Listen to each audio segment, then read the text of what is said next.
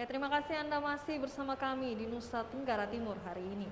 Kita ke informasi selanjutnya, pemirsa Koperasi Tenaga Kerja Bongkar Muat atau TKBM Tenau Kupang terus berbenah memberikan pelayanan terbaik untuk meningkatkan kesejahteraan seluruh anggotanya.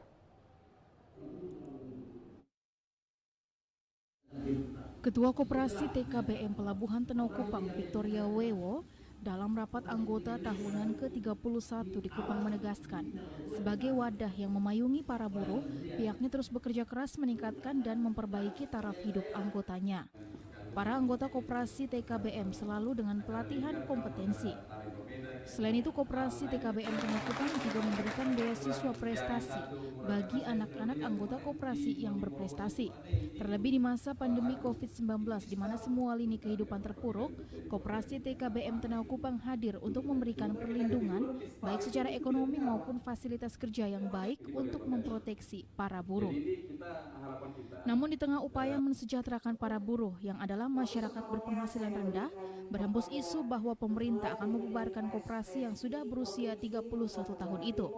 Berbagai aksi protes dilakukan di seluruh Indonesia dan rencana tersebut dibatalkan. Namun saat ini kembali berhembus isu bahwa koperasi di pelabuhan harus lebih dari satu. Keinginan dari beberapa pihak-pihak yang ingin supaya kalau bisa koperasi itu jangan satu di pelabuhan, harus lebih dari satu. Dan ini sangat kami tolak keras. Kenapa? Karena yang ada saja untuk mencapai mendes atau jumlah hari kerjanya itu tidak mencukupi yang disyaratkan oleh pemerintah, itu 21 hari kerja dalam 1 bulan. Pemerintah dalam mengeluarkan kebijakan, mari melihat secara bijaksana, tetap bahwa kalaupun misalnya ada yang belum baik, dibina, tetapi tidak boleh dibinasakan. Karena negara harus hadir untuk rakyat, bukan hanya untuk kaum kapitalis. Hal senada disampaikan Sekretaris Jenderal TKBM Pusat Agus Budianto bahwa rencana perubahan regulasi pengelolaan TKBM di pelabuhan yang menghendaki untuk dibentuk koperasi lebih dari satu pelabuhan dinilai sebagai bentuk ketidakberpihakan terhadap kaum buruh di pelabuhan. Menurutnya hal tersebut sangat merugikan TKBM yang seharusnya dilindungi pemerintah, bukan melahirkan saingan baru.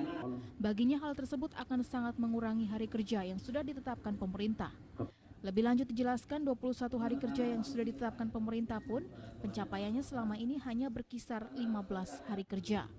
Oleh karena itu pihaknya mendesak pemerintah untuk meninjau regulasi yang akan diterbitkan agar tidak terkesan membunuh TKBM. Ini bukan bicara soal angka-angka, tapi bicara soal masyarakat yang hidup di pelabuhan.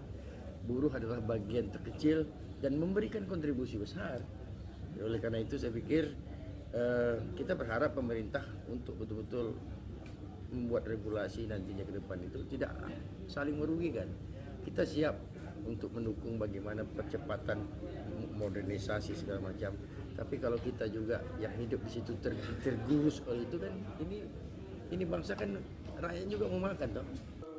Agus mengatakan pihaknya kecewa dengan hasil kajian tim pengkaji birokrasi di pelabuhan yang di dalamnya juga Kementerian Perhubungan.